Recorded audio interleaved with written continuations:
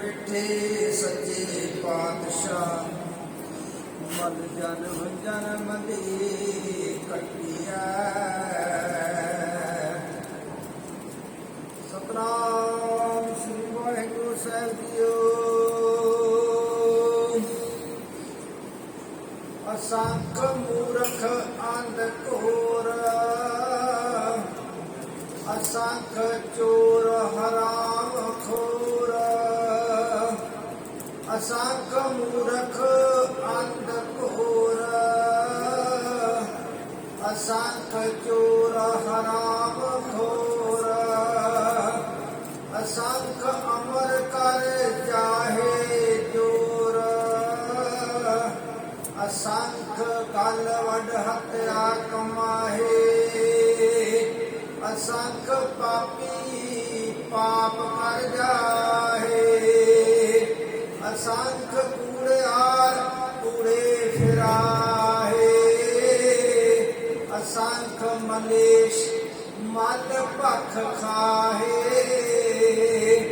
ਅਸੰਖ ਨਿੰਦਕ ਸਿਰ ਕਰਹਿ ਭਾਰ ਨਾਨਕ ਨੀਚ ਕਹਿ ਵਿਚਾਰ ਵਾਰਿਆ ਨਾ ਜਾਵਾ ਏਕ ਵਾਰ ਜੋ ਤੁਧ ਪਾਵੈ ਸਾਈ ਭਲੀ ਕਾਰ ਤੂੰ ਸਦਾ ਸਲਾਮਤ ਨਿਰੰਕਾਰ ਜੋ ਤੁਧ ਪਾਵੈ ਸਾਈ ਭਲੀ ਕਾਰ ਤੂੰ ਸਦਾ ਸਲਾਮਤ ਨਿਰੰਕਾਰ। ਵਾਹਿਗੁਰੂ ਜੀ ਕਾ ਖਾਲਸਾ ਵਾਹਿਗੁਰੂ ਜੀ ਕੀ ਫਤਿਹ। ਇਕ ਓੰਕਾਰ ਸਤਿਨਾਮ ਕਰਤਾ ਪੁਰਖ ਨਿਰਭਉ ਨਿਰਵੈਰ ਅਕਾਲ ਮੂਰਤ ਆਦਿ ਸੈਭੰ ਗੁਰ ਪ੍ਰਸਾਦ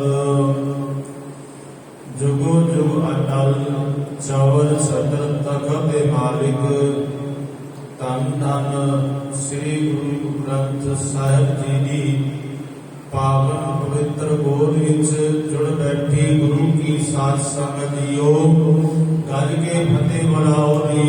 ਵਾਹਿਗੁਰੂ ਜੀ ਕਾ ਖਾਲਸਾ ਵਾਹਿਗੁਰੂ ਜੀ ਕੀ ਫਤਿਹ। ਸਤਿਗੁਰੂ ਗੁਰੂ ਨਾਨਕ ਪਾਤਸ਼ਾਹ ਜੀ ਦੀ ਅਪਾਰ ਬਖਸ਼ਿਸ਼ ਦਾ ਸਦਕਾ 17 ਪੌੜੀਆਂ ਦੀ ਵਿਚਾਰ ਸੰਪੂਰਨ ਹੋਈ ਹੈ। ਅੱਜ ਗੁਰੂ ਦੀ ਬਖਸ਼ਿਸ਼ ਸਦਕਾ 18ਵੀਂ ਪੌੜੀ ਦੀ ਵਿਚਾਰ ਕਰਾਂਗੇ। ਸਤਿਗੁਰੂ ਮਿਹਰ ਕਰਨ ਆਪ ਹੀ ਇਹ ਵਿਚਾਰ ਕਰਵਾ ਲੈਣ। ਮੇਰੇ ਪਾਤਸ਼ਾਹ ਜੀ ਦੇ ਬੋਲ ਹਨ, ਅਸੰਖ ਮੂਰਖ ਅੰਧ ਘੋਰ। ਗਿਣਤੀ ਤੋਂ ਰਹਿ ਗਿਣਤੀ ਤੋਂ ਪਰੇ ਅਸੰਖਾਂ ਹੀ ਐਸੇ ਮੂਰਖ ਹਨ ਜੋ ਘੋਰ ਅੰਧਕਾਰ ਦੇ ਵਿੱਚ ਆਪਣਾ ਜੀਵਨ ਜੀ ਰਹੇ ਨੇ। ਉਹਨਾਂ ਨੂੰ ਪਤਾ ਨਹੀਂ ਹੈ ਕਿ ਇਹ ਮਨੁੱਖ ਤੂੰ ਸੰਸਾਰ ਦੇ ਵਿੱਚ ਕਿਉਂ ਆਇਆ ਹੈ, ਕੀ ਕਰ ਰਿਹਾ ਹੈ, ਕਿੱਥੇ ਜਾਣਾ ਹੈ, ਕੀ ਕਰਨਾ ਹੈ। ਇਹ ਸਭ ਕੁਝ ਉਸ ਨੂੰ ਨਹੀਂ ਪਤਾ।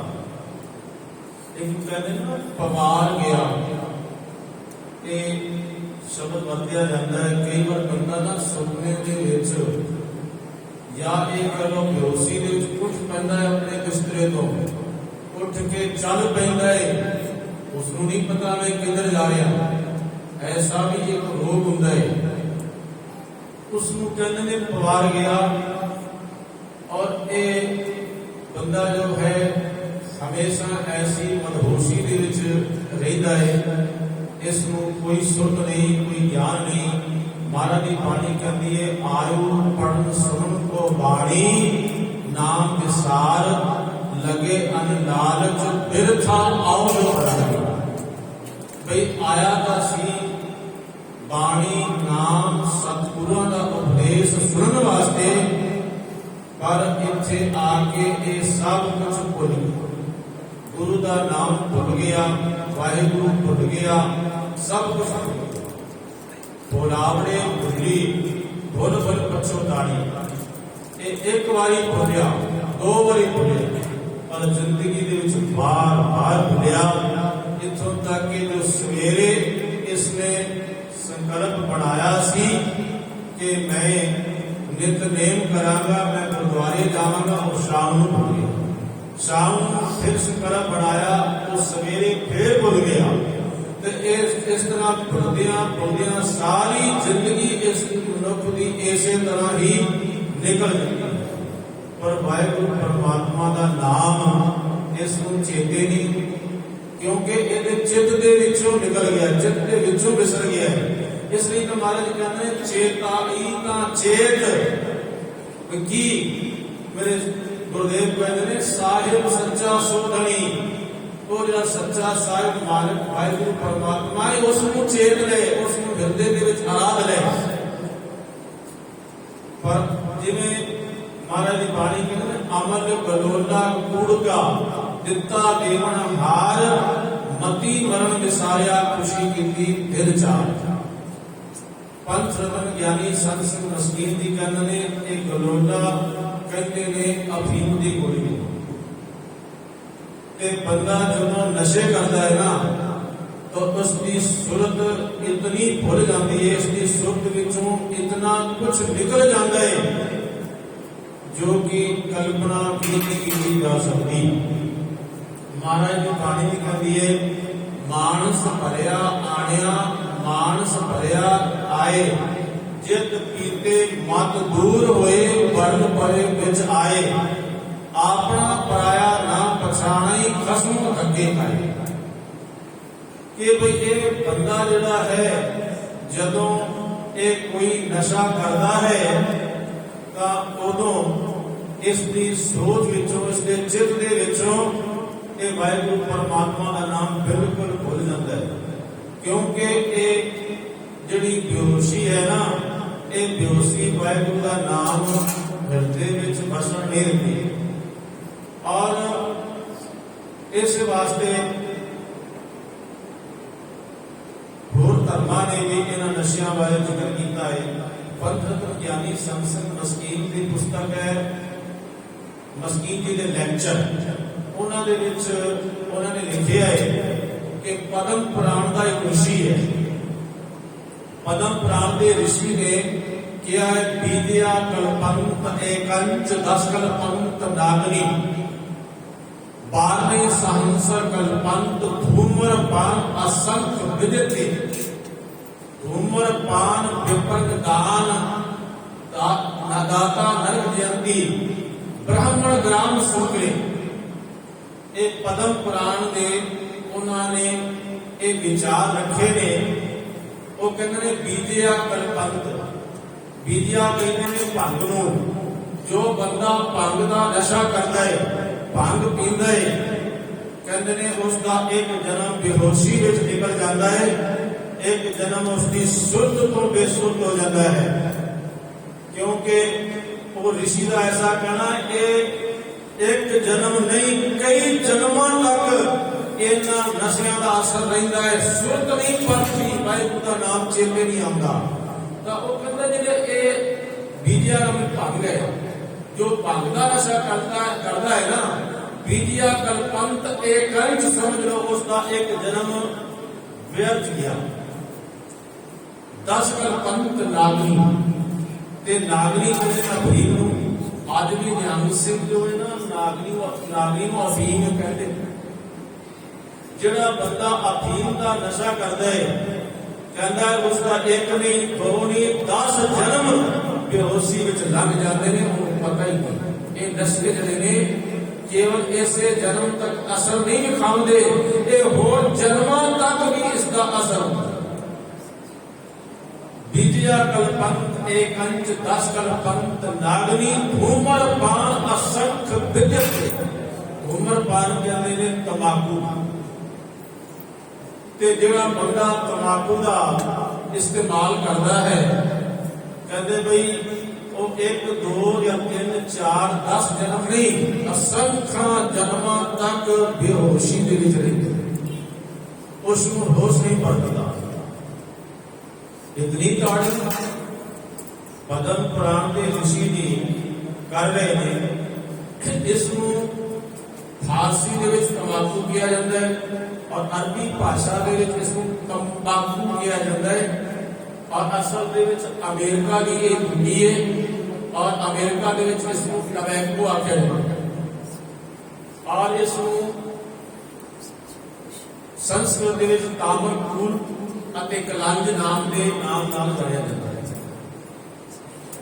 तो ये जिहड़ी बूटी है ये बड़ी खतरनाक है और जिहड़ा इस तंबाकू का इस्तेमाल करता है कई जन्मां तक उसनूं होश नहीं आता, वो बेसुध ही रहता है, उसनूं कदे वाहिगुरू परमात्मा का नाम याद नहीं आ सकता। ये भी एक रवायत है ना कि जदों गुरु गोबिंद सिंह महाराज जी अपने घोड़े ते जा रहे सन तां यकदम घोड़ा रुक गया, घोड़ा आगा नहीं जा रहा ते सिख भी हैरान रहे कि एक घोड़ा ते गुरु गोबिंद सिंह महाराज के इशारियां ते चल रहे ते अज क्यों रुके, इसका कारण की है। फिर सतगुरु पातशाह जी ने आख्या दसिया सिखा को समझाया कि देखो घोड़ा हूं चलेगा। बादशाह ने थोड़ा जहा घोड़े को मोड़िया, मुड़ के दूसरे पासों फिर उसे दिशा में चले गए। सिखा पूछा बादशाह सानू समझ कुछ नहीं आया, सानू भी कृपा करके समझा दो, आप ते अंतर्यामी हो कि आपका घोड़ा जो हमेशा केवल आपके इशारियां ते चलता है ते अज आपने को इनकारी हो गया कि मैं अंदर नहीं जाना, जो आपने वागा मोड़िया ते घोड़ा चल पा। गुरु गोबिंद सिंह महाराज जी कहते हैं कभी इस खेत के विच तंबाकू बीचिया सी, इस वास्ते घोड़े नूं गुरसिखो तुहाडी संगत करके इतना ज्ञान हो गया है कि तंबाकू वाले खेत के विचों नहीं लगती। और ये भी क्या जाता है गधा जड़ा ना अरूड़ियां ते चलदा फिरदा है, लेकिन उसनूं किते तंबाकू के खेत दे विच छड्ड दित्ता जावे ते तंबाकू वो भी नहीं खाता, पर इंसान जे खाता है तां फिर एक गधे नालों फसे नालों भी बहुत गिरिया होया मनुख है जो इसको इतना भी ज्ञान नहीं है। महाराज जी बाणी में चलाया है पान सुपारी खातियां मुख बीड़ियां लाइया हर हर कदे ना चेते हो जम पकड़ चला। दरअसल भारत के हुसल का बहुत पुराना आया हुआ है, पर 1605 के पुर्तगालियां जिहड़े सन वो व्यापार करन आए ते व्यापार करदियां नाल इस तंबाकू का बीज भी ले गए, इस तरह दसिया जाता है। तो खैर इन्हां नशियां के बारे जिहड़े पद्म पुराण का ऋषि है वो ये गल बेबाकी के नाल कहता है बीजिया कलपंत एकंच 10 कलपंत नागनी धूमर पान असंख बिदत भी। ते फिर वो कहते हैं जिहड़ा ये धूमर पान जिहड़ा ब्राह्मण इस धूमर पान का इस्तेमाल करता है, कहते ओनू जिहड़ा कोई दाता दान दिंदा है, दान देण वाला जिहड़ा नरकां दे विच जाएगा ते जिहड़ा वो दान लैण वाला ब्राह्मण है वो सूअर बनेगा। इसलिए मेरे पातशाह की बाणी भी कहती है अगली साहिब सेविए अगली पाइए मान, अगली पढ़ के बुझिए अगली कीजिए दान।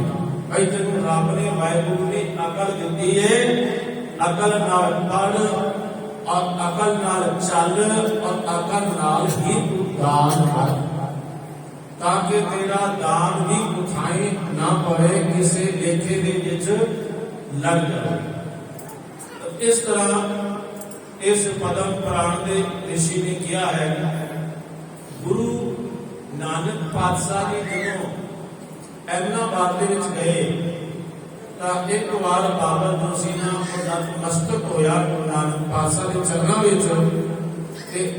परत के फिर दोबारा आ गया, कहने लगा भाई ये रब का फकीर साई है, मैं कुछ सेवा कर रहा हूं। वो अंगूरां दी बनी हुई शराब का एक प्याला गुरु नानक पातशाह के कदमां दे विच रखदा है ते कहंदा है बाबर बा ऐस दोबारा देश इस दुनिया दे विच दोबारा जन्म नहीं मिलना, इसलिए ऐस कर लेनी चाहिए। ते अगों गुरु नानक पातशाह जी कहते ने बाबा कहता है हे बाबर बाहोश वास्ते दोबारा देश होश दे विच रहे, ये नशा तेरी मत नूं मार देगा और तैनू कभी अल्लाह का नाम चेते नहीं आन देगा। उच्चे फिर क्या है, था आलम यही कि नानक देव ने कह दिया इसका पीना भी खता, इसका पिलाना भी खता। ये पानी की शक्ल है लेकिन आग से कुछ कम नहीं, और तू जो इसे पी लेता है प्यास तेरी इससे मिट सकती नहीं। मैंने जो पी है क़यामत सब तक मिट सकती नहीं। बाबर जिहड़ी तू पीता है उसदे नाल तेरी प्यास कभी नहीं बुझनी, और जो मैं पीती है उसका नशा क़यामत तक रहेगा, उसका नशा कभी बुझना नहीं। जिवें गुरु नानक पातशाह जी ने जन्म साखी भी समझा है, गुरु ग्रंथ साहिब विच बाणी नहीं है ना कदे लेखे विच पै जाना। जन्म साखी के किसने लिखा है, उनसे लिखा अफीम मद भांग सरस उतर जाए प्रभात, नाम खुमारी नानका चढ़ी रहे दिन रात। और गुरु गोबिंद सिंह महाराज दे प्यारे ते सत्कारे हुए भाई नंदलाल जी कहते ने बादे साकी मरायत जामे दारंग बनी है दिलहा, बाचस में पाक भी आशा कुनम ही जुगला मुश्किल हा। ऐ मेरे गुरु कलगीधर पातशाह मैनू एक प्याला भर के दे साकी, उसे नूं कहंदे ने बादे साकी मरायत, जो जाम बना के दिंदा है। बादे साकी मरायत एक प्याला भर के दे दे मैनू, ताकि मैनू परम होश आ जाए ते सारिया संसार दियां मुश्किलां नूं उस प्याले दे आसरे मैं नाम जपदे हुए लंघ सका। कोई दुनिया का दुख कोई मुसीबत मेरा राह ना रुक सके। भाई साहब भाई नंदा जी कहते हैं, और इस तरह तर्जमा किसी पंजाबी के शायर ने किया है। वो कहता उठ नानक साकिया उठ, रहमत भर के जाम दे, हर खड़ी दे, हर पैर दे, हर सुबह दे, हर शाम दे। जरा हूं मैं सूरज बड़ा कतरा हूं मैं। वो कहता मैं एक जरा जिहा हाँ, निक्का जिहा हाँ, ते मैनू सूरज बना दे, एक प्याला नाम का दे के इसको पी के मैं संसार हो जावा। उठ नानक साकिया उठ, तू रहमत भर के जाम दे, हर घड़ी दे, हर पैर दे, हर सुबह दे, हर शाम दे। जरा हूं मैं सूरज बना कतरा हूं मैं सागर बड़ा, खुदियां दे संकट तोड़ दे बेखुद बड़ा। मौला मेरे तेरे बिना बालाइयां भी हस्तियां, मटा दे मट दे रोड़ का भी बस्तियां ही बस्तियां। ऐ सतगुर पातशाह जी मैनू ये नाम का प्याला दिता है कि तेरे दर पे आए हुए प्यासे जिहड़े तेरे सिख ने उन्होंने भी एक प्याला भर के दे दे, ताकि वो भी उन्होंने भी तेरी नाम की मस्ती का सबूत चढ़। जिथे भाई नंदलाल अपने लिए मंग करते हैं उथे नाम दे प्याला आपके पातशाह एक दूसरिया भी सारिया संगतां आप दे दो, ताकि आपके नाम का रंग इन्हों भी चढ़ जाए। जेड़ा बंदा एक गुरु के नाम के प्याले छड्ड के इस संसार के नशियां दे विच गर्क हुंदा है, उन्होंने बेहोशी मिलती है। जिवें एक बार एक बंदे को इसे तरह शराब पीण का नशा सी, ते उथों खंडूर साहब जदों गुरु अंगद देव जी कोल संगतां जांदियां सन ना, तां ओह संगतां बुरा भला कहंदा सी, दुर्वचन बोलदा सी, खोटे बोल बोलदा सी। ते किसी सिख ने बेनती की पातशाह उस ते भी तरस खाओ, रहम खाओ, उस नशा छुड़ा दो, पातशाह की कृपा करो। सिख की विनती सुन के मेरे पातशाह कह लगे चंगा फिर उसनू कई आ चल तेनू मैं गुरु अंगद के पास ले चलना, अगर वो आज आवे तो ले आवे। उसनू वापस मुड़दे उसने कहा मैं कल तेनू जदों आवांगा ते गुरु अंगद देव के पास ले चलांगा, इसलिए उस वक्त नशा ना करी, देख तू उत्थे चल के देख तेनू कैसी जिंदगी मिलेगी। दूसरे दिन सचमुच उसने नशा नहीं सी कीता, उसनू ले आए गुरु अंगद देव जी के पास। ते गुरु अंगद देव पातशाह ने कहा पुरखा क्यों अपनी जिंदगी इन्हां नशियां दे विच गवारिया है, ते कोई होश विच आ। तो उन्हें क्या पातशाह आप कृपा करो, मेरे को नशा छुट नहीं होता। तब पातशाह ने क्या चंगा फिर अज तो बाद पीनी ना, तेरे नशे की आदत असी छुड़ा दिता। तो कुछ दिन उसने नशा नहीं किया, वो गुरु की शरण में आता रहा, जिन्हें संगत आती है उस तरह वो भी आता रहा। पर पता नहीं एक दिन उसको की होया कि उसने फिर नशा कर लिया, अपने कोठे के ऊपर चढ़ के कहता है जोर जोर की बाजा मारता है, गुरु अज फिर मैं नशा कर लिया है, तुहाडे वचन मैनू नहीं चाहिए, अपने वचन तुसी वापस ले लो, ते तुहाडे काम दिते वचन मैं अपने वापस लेना। उत सिख लंघ रहा सी,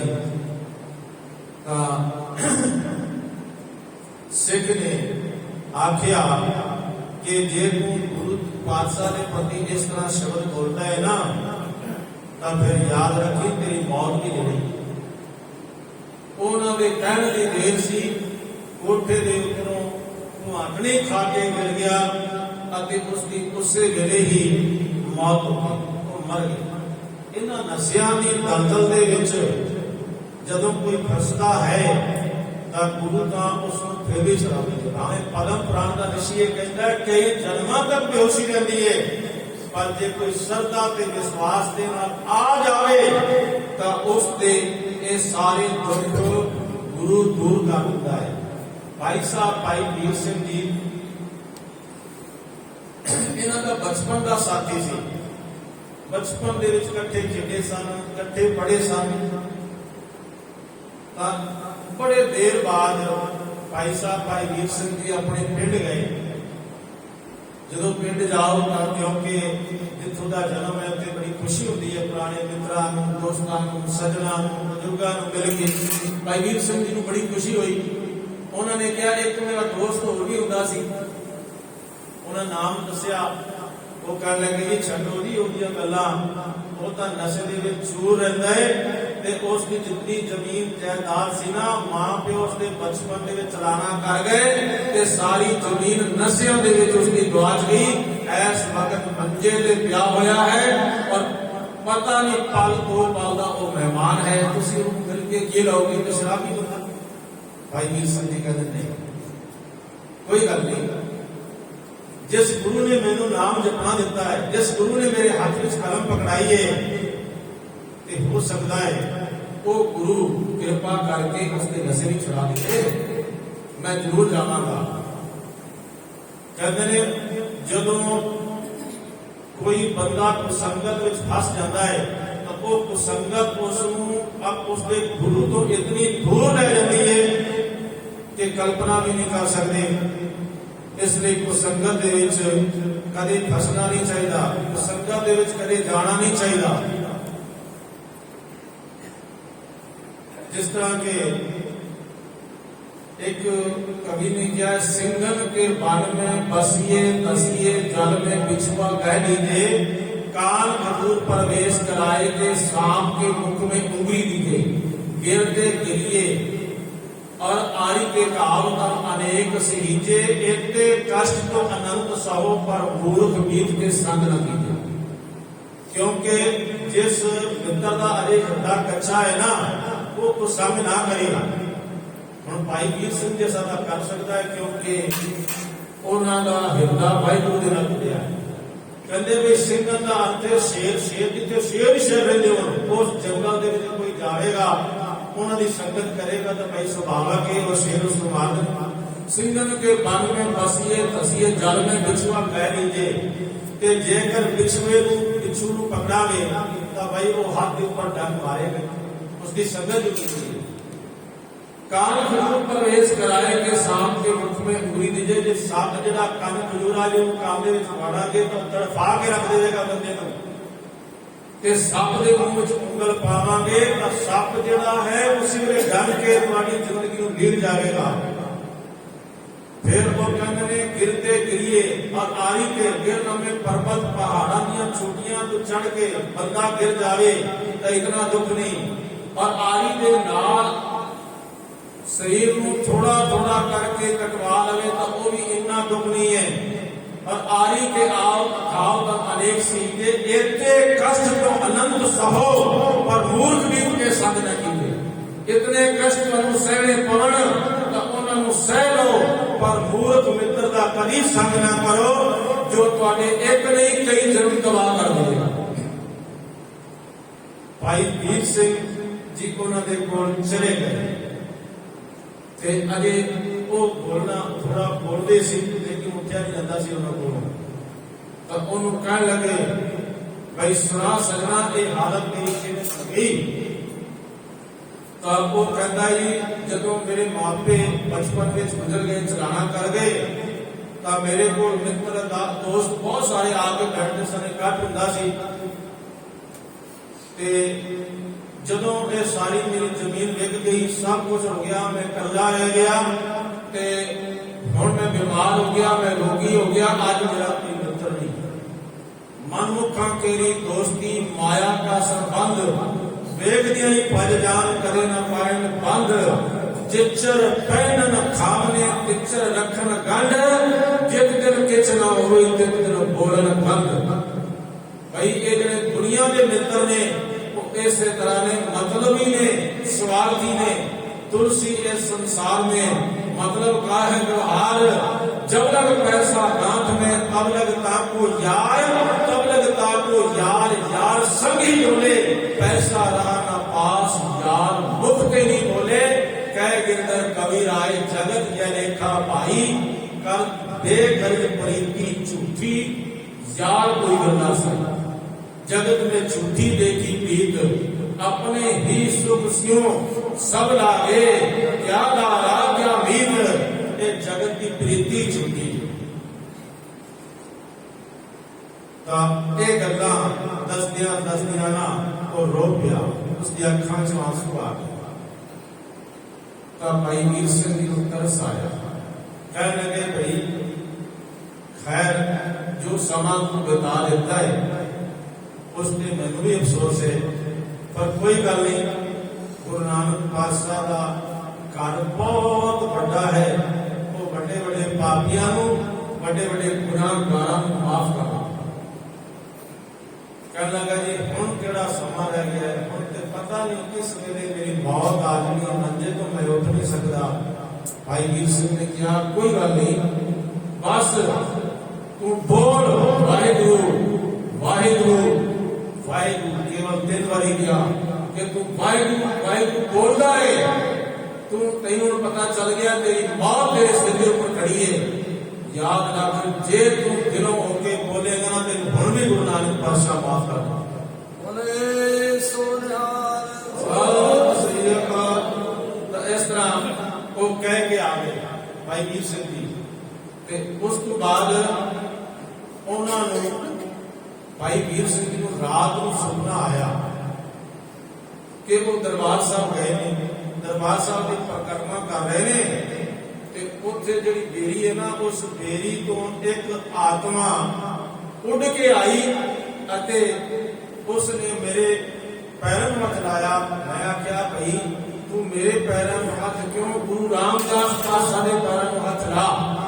और कहने लगे मैं कोई हाँ जिन्हों तू कह के आया सी वाहिगुरू वाहिगुरू वाहिगुरू कहे, ते वाहिगुरू वाहिगुरू कहंदे मैनूं गुरु रामदास के घर में जगह स्थान मिलना। तब ये है गुरु सिख सिख गुरु है, एक को गुर उपदेश दिलाए। जिहड़ा गुरु है ना वो सिख का रूप धारण कर दिंदा है और सिख के हृदय विचों बोलता है और सिख के हृदय विचों गुरु बोलता है। गुरु जो है अपने सिख के मुकड़े तो निकले हुए बचना को नहीं टालदा। वो कहता सिखा जे तू कमाई की है ना, तू अपने मुंह जो कह देगा वो भी ठीक हो। भाई वीर सिंह जी ने तरस किया पर उसकी जिहड़ी जिंदगी सारी तबाह हो चुकी सी, अखीरले पलां दे विच उसकी जिंदगी नूं मुड़ गुरु रामदास पातशाह दे चरणों दे विच ले आंदा अखीरले वाहिगुरू। तो इस तरह असंख्य मूर्ख असंख्या ही मूर्ख ने। एक बार गुरु कलगीधर पातशाह जी के पास ना वो 52 गाड़ी में बैठे सन, होर भी कई भी आए हुए सन, क्योंकि गुरु जी के पास मेला लगे रहता सी। उर्दू के भी कई बैठे सन, फारसी भी बैठे सन, संस्कृत के, हिंदी के, पंजाबी के, भाई नंदलाल जी भी बैठे सन। उन्होंने सवाल कर दिता कि भाई ऐसे वक्त तुसी अपने अनुसार अपने अनुभव नाल सानू दसना अपने शब्दों के कि भाई सब तो बड़ा मूर्ख कौन है। तो सारिया ने किसी ने कहा जी जो समा नहीं विचारता वो मूर्ख है, कोई कहता जो बीत चुका समा है वो बारे सोचता है वो मूर्ख है, किसी ने कहा जी जो आने बारे सोचता रहता है वो मूर्ख है। ते गुरु गोबिंद सिंह महाराज जी कहते नहीं। अखीर भाई नंदलाल जी ने कहा, तब भाई नंदलाल जी ने हाथ जोड़ते हुए कहा पातशाह जी असल दे विच मूर्ख वो है जिहदे हृदय विचों वाहिगुरू है। जिस तरह के मूर्खा सिर्फ मूर्ख है जे मने नाही नाम, जिहड़ा वाहिगुरू के नाम को नहीं मनता वो सब तो बड़ा मूर्खा का मां मूर्ख है।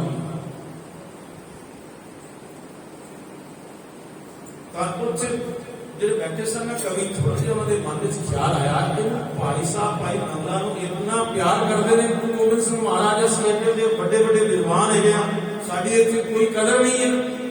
उन्हें ईर्खावास होकर भाई नंदलाल जी ने सवाल कर दिया भाई दस वो परम होश ते खेड़ा केड़ा है। तो उन्होंने बड़ी बेबाकी नाल भाई नंदलाल जी ने कहा आहोश बास के हंगामे बाहर आमद याद आमद करार आमद। कहता अजरी पूछता है सारी होश परम होश देने वाले आप गुरु कलगीधर पातशाह बैठे और गुरु कलगीधर पातशाह ने कोल बैठे हुए जेकर खेड़ा नहीं मिलया तो याद रखो फिर खेड़ा कितने मिलना है, फिर आनंद कितने मिलना है। उनका परत के सवाल सी पर मैनू तो मिलिया भाई तेनू मिलिया होएगा मैनू तो मिलिया नहीं। तो भाई साहब भाई नंदलाल जी कहते ने हाँ भाई बाग दे कोल बैठिया होया जे महक ना आवे तो फिर नक का इलाज जरूर करवा लेना चाहिए। जे बिरती साडी कोयल वाली होएगी ना सानू तुरंत पता चल जाएगा ए बाग है इहदे विच महक है इहदे विच सुगंध है। जे साडी बिरती किधरे इल वाली होगी या काम वाली होगी ना फिर सानू पता नहीं चलेगा। एक कवि ने लिखा है कांटे से पूछिए ना किसी गुल से पूछिए, सदमा चमन के लुटने का किसी बुलबुल से पूछिए। बुलबुल वर्गी अपनी सोच बना ले तेन पता चल जाएगा कि गुरु गोबिंद सिंह महाराज के कितनी महक है, कितना आनंद है, कितना खेड़ा है, तेरी सुख उसे दिन खुल जाएगी। तो साथ संगत जी इतने मेरे पातशाह कहते हैं असंख्य मूर्ख असंख्या ही ऐसे मूर्ख बंदे हैं जिन्हों का घोर अंधकार के बीच जीवन बतीत हो जाता है। असंख्य चोर हराम खोर, असंख्या ही चोर हैं। हराम खोर का मतलब यह है जो अपनी कीती हुई कमाई नहीं खाता, वो किसी ने चोरी करता है, डकैती मारता है, किसी का हक खोंदा है, उसनू कहा जाता है हराम खोर। ते मेरे पातशाह जी कभी किसी को वचन कहने तो ਪਾਸੇ ਨਹੀਂ ਹੁੰਦੇ। ਜਿਸ ਨੂੰ ਕਹਿਣੇ ਨੇ ਉਸ ਨੂੰ ਕਹਿ ਦਿੰਦੇ ਨੇ, ਭਾਵੇਂ ਸਾਹਮਣੇ ਮਲਕ ਭਾਗੋ ਖੜਾ ਹੋਵੇ ਤਾਂ ਉਸ ਨੂੰ ਵੀ ਕਹਿ ਦਿੰਦੇ ਨੇ ਕਿ ਹੱਕ ਪਰਾਇਆ ਨਾਨਕਾ ਉਸ ਸੂਰ ਉਸ ਗਾਏ, ਗੁਰ ਪੀਰ ਰਾਮਾ ਤਾਂ ਬਰੇ ਜਾ ਮੁਰਦਾਰ ਨਾ ਖਾਏ, ਮੁਰਦਾ ਨਾ ਖਾ। ਇਸ ਲਈ ਫਰੀਦਾ ਰੋਟੀ ਮੇਰੀ ਕਾਟ ਕੀ, ਲਾਵਣ ਮੇਰੀ ਭੁੱਖ, ਜਿੰਨਾ ਖਾਦੀ ਚੋਪੜੀ ਖੜੇ ਸਹਿਣ ਦੇ ਦੋ। ਕਾਟ ਦੀ ਮਤਲਬ ਲੱਕੜ ਦੀ ਰੋਟੀ ਤੋਂ ਭਾਵ ਇਹ ਨਹੀਂ ਕਿ ਲੱਕੜ ਦੀ ਰੋਟੀ ਖਾਂਦੇ ਸਨ। ਭਾਵ ਇਹ ਹੈ ਸਖਤ ਕਮਾਈ ਦੀ ਕੀਤੀ ਹੋਈ ਰੋਟੀ, ਆਪਣੀ ਦਸਾਂ ਨੌਵਾਂ ਦੀ ਕੀਤੀ ਹੋਈ ਕਮਾਈ ਵਿੱਚੋਂ ਰੁੱਖੀ ਮਿੱਸੀ ਖਾ ਲਈ। ਫਰੀਦਾ ਰੋਟੀ ਮੇਰੀ ਕਾਟ ਕੀ, ਲਾਵਣ ਮੇਰੀ ਭੁੱਖ, ਜਿੰਨਾ ਖਾਦੀ ਚੋਪੜੀ ਖੜੇ ਸਣ ਦੀ ਭੁੱਖ। ਰੁੱਖੀ ਸੁੱਖੀ ਖਾਏ ਗਏ, ਠੰਡਾ ਪਾਣੀ ਪੀਓ, ਦੇਖ ਪਰਾਈ ਚੋਪੜੀ ਨਾ ਦਰਸਾਏ ਦਿਓ। ਪਰਾਈਆਂ ਚੋਪੜੀਆਂ ਵੇਖ ਕੇ ਗੁਨਾਹ ਕਰਨ ਨਾ ਤੁਰ ਪਏ, ਕਿਸੇ ਦਾ ਗਲਾ ਵੱਢਣ ਨਾ ਤੁਰ ਪਏ। इसलिए क्या संकल का दाना रूखा, सो सर्व निधान, गृह साकत 36 प्रकार ते बिगू समान। जे साकत दे घर दे विच हराम खोर दे घर दे विच 36 प्रकार के खाने हैगे ना, वो जहर है। और जे किसी गुरसिख दे घर विच सुक्का प्रसादा है तो वो अमृत है। अमृत खा ले भाई, अपनी किरत कमाई करके खा ले। ये सतगुरु नानक पातशाह का उपदेश है, मुढ़ला उपदेश। भाई किरत करो, नाम जपो ते वंड छको। ये मेरे सतगुरु पातशाह के मुढ़ले आदेश हैं। असंख अमर कर जाहे जोर, असंख ऐसे ने जिहड़े अमर नामी हुक्म करते ने, पर हुक्म भी ऐसा करते ने जोर नਵੇਂ ताकत दे नाल। जे आ गल मैं कहिए ये नहीं मनेगा ना, फिर ये देख ले ते आ गाल कटिया जाएगा, तेरी हत्या की जाएगी, तेरी सारी संपत्ति खो ली जाएगी, तेनू बिल्कुल इस दुनिया ते जहान ते मैं जिन जोगा नहीं छड्डना। इहनू कहंदे ने अमर। अमर नामे हुक्म भी ऐसा करना, जोर अपनी ताकत दे नाल, अपनी बल दे नाल उसनू लागू भी करवाना। जिस तरह के औरंगजेब ने लागू करवाया सी, भाई या तो तुसीं हिंदू हो जाओ, या तो तुसीं मुसलमान हो जाओ, नहीं तो तुहानू मैं इस दुनिया च रह नहीं देना। उन्होंने मंदिर भी तोड़े, सब कुछ किया। फिर उन्होंने हुक्मां दे विचों एक हुक्म होर भी सी, वो भी आप जरा ध्यान नाल सुन लो। हुक्म ये सी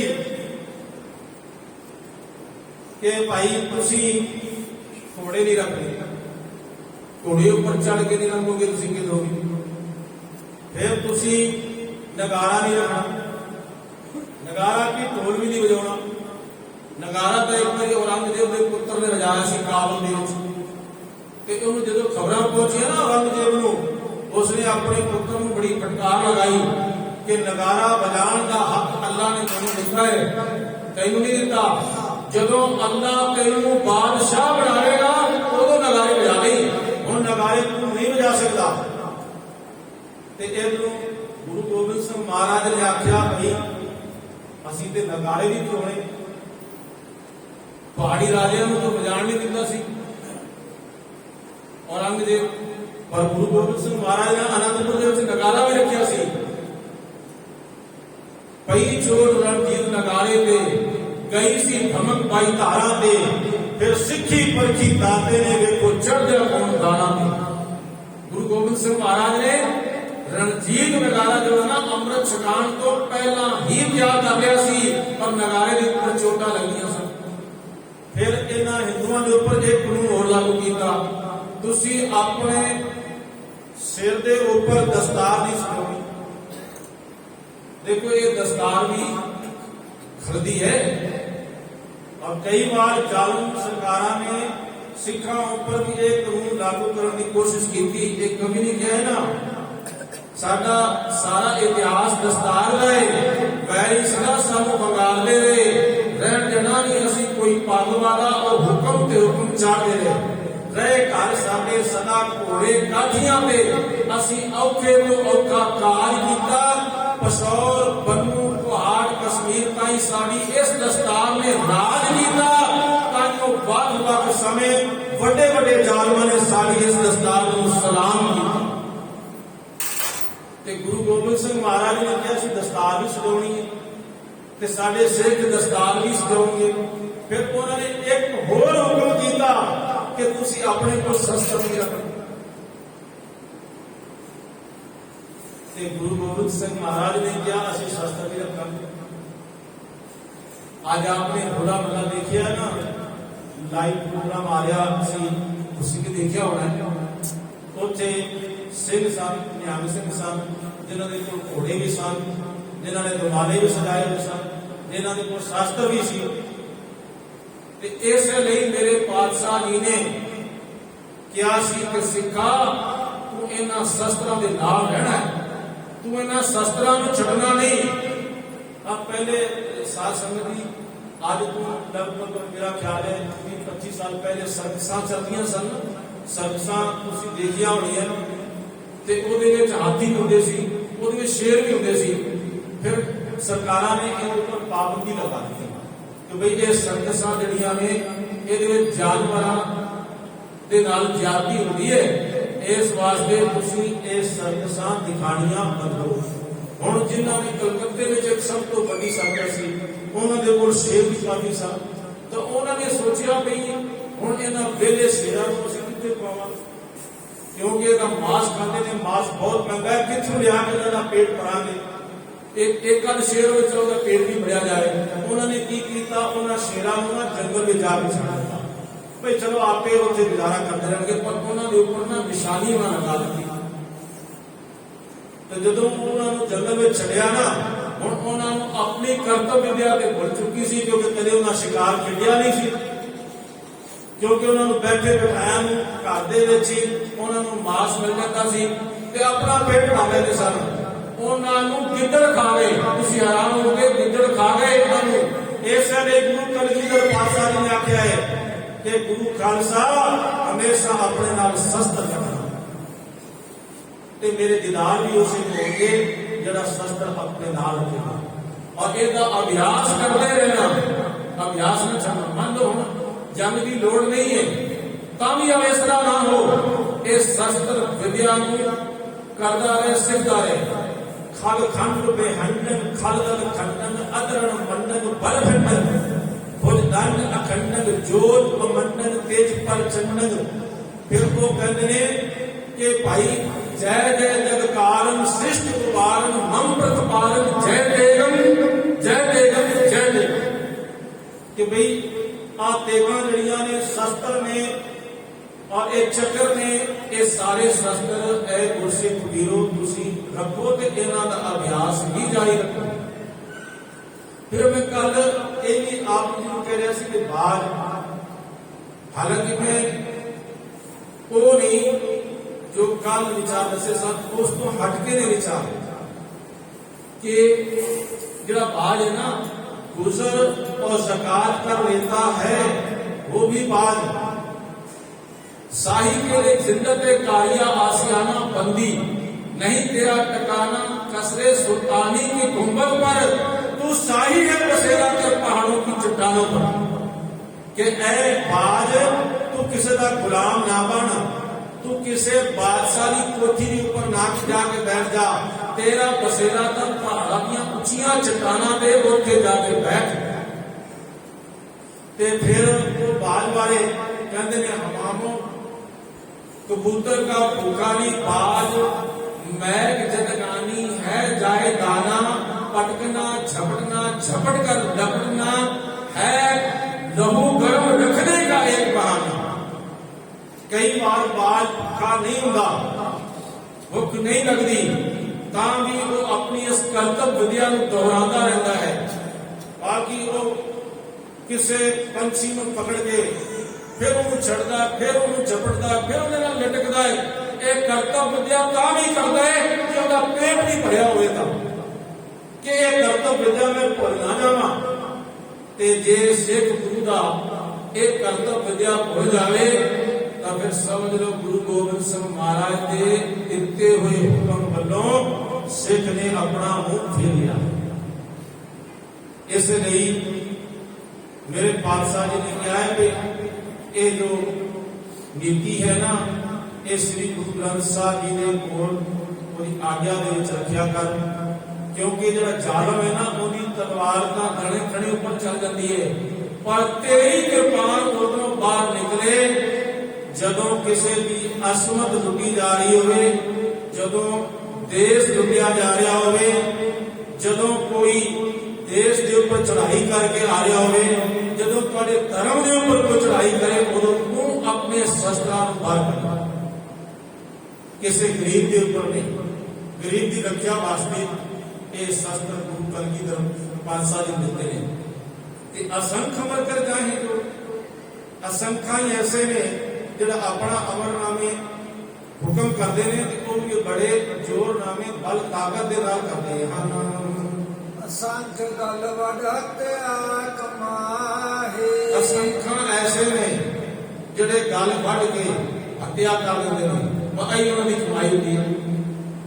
ਐ ਤੁਸੀਂ ਵੱਡੇ ਵੱਡੇ ਜਿਹੜੇ ਨੇਤਾ ਲੋਕ ਹੈਗੇ ਨਾ, ਇਹਨੇ ਆਖਰ ਇਹਦੇ ਬੰਦੇ ਰੱਖੇ ਹੁੰਦੇ ਨੇ, ਉਹਨਾਂ ਕੋਲ ਕਤਲ ਕਰਾਉਂਦੇ ਨੇ ਔਰ ਫਿਰ ਉਹਨਾਂ ਦੀ ਕਾਨੂੰਨ ਦੇ ਰਾਹੀਂ ਹਿਫਾਜ਼ਤ ਵੀ ਕਰਦੇ। ਤਾਂ ਇਸ ਲਈ ਇਹ ਨਾ ਸਮਝੇ ਕੋਈ ਕਿ ਬਈ ਮੈਂ ਉਹਦੇ ਕੋਲ ਕਤਲ ਕਰਾਇਆ, ਇਹਦਾ ਪਾਪ ਤਾਂ ਉਹਦੇ ਉੱਪਰ ਲੱਗੇਗਾ, ਪਰ ਜਿਹੜਾ ਪ੍ਰੇਰਣਾ ਕਰ ਰਿਹਾ ਹੈ ਉਸ ਨੂੰ ਉਹ ਵੀ ਵੱਡਾ ਹਥਿਆਰਾ ਹੈ, ਜੋ ਕਿਸੇ ਨੂੰ ਪ੍ਰੇਰ ਕੇ ਤੇ ਇਹੋ ਜਿਹੇ ਕਦਮ ਕਰਾਉਂਦਾ ਹੈ। ਇਹ ਜੇ ਅਨੇਕਾਂ ਹਨ ਜੋ ਗਲ ਵੱਢ ਕੇ ਹੱਤਿਆ ਕਮਾਉਂਦੇ ਹਨ।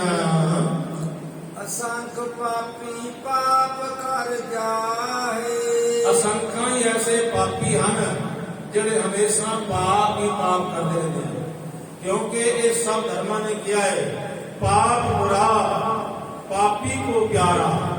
पाप है तो बुरा सब करने, सब दुनिया कहती है पाप बुरा पापी को प्यारा, पाप लदे पापी का सारा।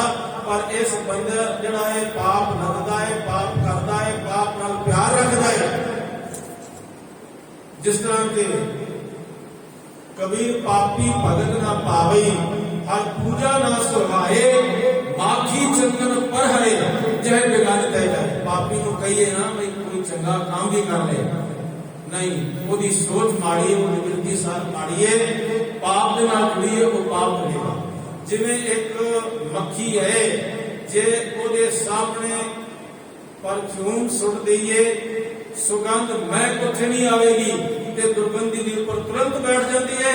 ਕੁਝ ਬੰਦਿਆਂ ਦੀ ਸੋਚ ਐਸੀ ਹੈ ਕਿ ਪਾਪ ਕਰਨ, ਪਾਪ ਬੁਰਾ ਪਾਪੀ को प्यारा, उधर चला जाएगा वो प्यारा है, ਤੇ ਪਾਪਾਂ ਨੂੰ ਲੱਗਾ ਰਹੇਗਾ ਆਪਣੇ सीने के ऊपर, वो चंगे लगते हैं, पर चंगा कर्म जो है उसको अच्छा नहीं लगता। वो चंगे कर्मा वालों मुंह खोल लेता, चंगाई आलस करे बुराई हुए से, चंगे कर्मा वालों का वो आलस कर लेता है, नहीं मैंने सौन दो, मैंने आलस आ रहा है।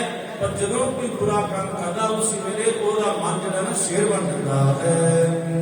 असंख कूड़ियार कूड़े फेराहे, असंख्य ऐसे ने जिहड़े हमेशा झूठ बोलते, बस झूठ के विच ही वो फिरदिया होया अपनी सारी जिंदगी नूं बतीत कर देंगे हैं। असंख मलेश मल पख खाए, ते असंख्य ही ऐसे मलेश हैं, ऐसे पापी हैं जो भख खाए। भख का अर्थ भी होता है खाना, ते खाए का अर्थ भी होता है खाना। एक क्रिया नूं दो बार दोहराना। प्रोफेसर साहब समझी लिखते हैं कि ये दोवें संस्कृत के शब्द हैं, भग खाए और एक दूसरे की पुष्टि कर रहे हैं। ऐसे अनेकों मनुख हैं जिहड़े कि मल भग खाए, मल कहते ने गंदगी नूं। एक बंदा जिहड़ा है गंदगी सारी जिंदगी खाता है ते कदे भी स्वच्छ इसका हिरदा नहीं होता। असंख निंदक सिर कर है पार, असंख्य ही ऐसे निंदक ने जो निंदा करे सिर भार उठाए, निंदा कर करके अपने सिर के ऊपर पापों का भार उठाई जाते हैं। इसलिए क्या है, जे वो द्वादश शिला पुजावे, जे वो कूप तटा दे वावे, करे निंद सब बिरथा जावे। द्वादश का अर्थ होता है 12, 2 ते 10 12, जो 12 शिला, शिला कई मूर्तियां, 12 मूर्तियां की पूजा करता है। जिस तरह के विष्णु, लक्ष्मी, शिव, पार्वती, ब्रह्मा, सरस्वती, ਅਤੇ ਸੂਰਜ ਜਮ ਭੈਰੋ ਆਦਿ ਜਿਹੜੇ ਦੇਵਤੇ ਨੇ ਇਹਨਾਂ ਮੂਰਤੀਆਂ ਦੀ ਪੂਜਾ ਜਿਹੜੀ ਨਾ 12 ਮੂਰਤੀਆਂ ਦੀ ਪੂਜਾ ਹਿੰਦੂ ਧਰਮ ਵਿੱਚ ਬਹੁਤ ਮਾਨਤਾ ਰੱਖਦੇ ਨੇ। ਤੇ ਭਗਤ ਰਵਿਦਾਸ ਜੀ ਦੀ ਬਾਣੀ ਹੈ, ਉਹ ਕਹਿੰਦੇ ਨੇ ਜੇ ਉਹ ਦੁਆਦਸ ਸਿਲਾ ਪੁਜਾਵੇ, ਜੇ ਉਹ ਕੂਪ ਕਟਾਲੇ ਵਾਵੇ, करे निंद सब बिरथा जावे, साध का निंदक कैसे करे, सर पर जानो नरक ही करे। जे वो ग्रहण करे कुल खेत, अर्पे नाल सुरार समेत, जे वो सगली सिमरती श्रवणी सुने, करे निंद कवने नहीं गुने। फिर वो कहते ने अनेक प्रकार प्रसाद करावे, ते भूमदान शोभा मंडप पावे, अपना बिगाड़ बिराना साढ़े, करे लिंग मौजूनी हांडे। ते फिर अखीर ते भगत रविदास जी आखदे हन कि भाई ये जिहड़ा निंदक है, कहो रविदास पापी नरक सदारिया जो निंदा करने वाला पापी है ना, वो अखीर नरकां दे विच जांदा, ओहदा जीवन सारा नरक नहीं होंदा। इसलिए निंदा कर करके बंदे कई अपने ऊपर बहुत सारा भार चुक लेते हैं, वजन उठा लेते हैं। नानक नीच कर विचार, नानक इत्थे सतगुरु नानक पातशाह जी जिहड़े ना ये नीच शब्द अपने वास्ते बोलते। इतनी निम्रता है, इतना प्यार है मेरे पातशाह ने बोला, हम नहीं चंगे बुरा नहीं कोई, प्रणवत नानक ताई सुन। सतगुरु नानक पातशाह इतने महान होंदिया होया अपने आप को इन्हां शब्दों के नाल कह रहे हैं, नानक नीच कहे विचार, मैं आ नीच ने विचार कहे ने। ते अगा वो सतगुरु पातशाह जी आखदे हन, वारिया ना जावा एक बार, मेरी इतनी समर्था नहीं है कि मैं उस कुदरत को एक बार वारिया जावा, कुर्बान हो जावा, सदके हो जावा। जो तुद पावै साई परिकार, हे वाहिगुरु जी जो तैनू पावदा ਉਹ ਕਾਰ ਉਹ सेवा भली है। जिवें तू मैनू तुरांदा है मैं उवें तुरदा हां, जिवें बिठांदा है उवें बैठदा है, ते जिवें बुलांदा है उवें बोलदा हां। हम आपको बोल ना जानदा, मैं कह रहा सब हुक्माओ जियो, जो मैं बोलिया जो मैं किया है कि सब मेरे हुक्म दे विच किया है। तू सदा सलामत निरंकार, हे वाहिगुरु पातशाह जी तू हमेशा सलामत है, बाकी सारी दुनिया आमन जान वाली है। निरंकार वाहिगुरु परमात्मा जिन्हां नूं तू अपने चरनां दे विच ओट आस्था जगह दिंदा है, वो तेरे नाल सलामत रहंदे ने, बाकी सारी दुनिया नष्ट हो जाती है।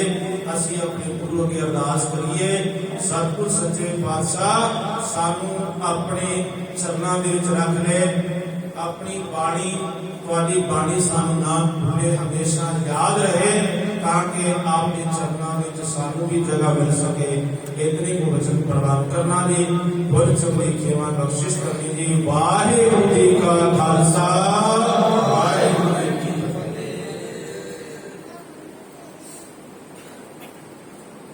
नानक नीच कर विचार, वारिया ना जावा एक बार, जो तुद पावै साई परिकार, तू सदा सलामत निरंकार। वाहिगुरू जी का खालसा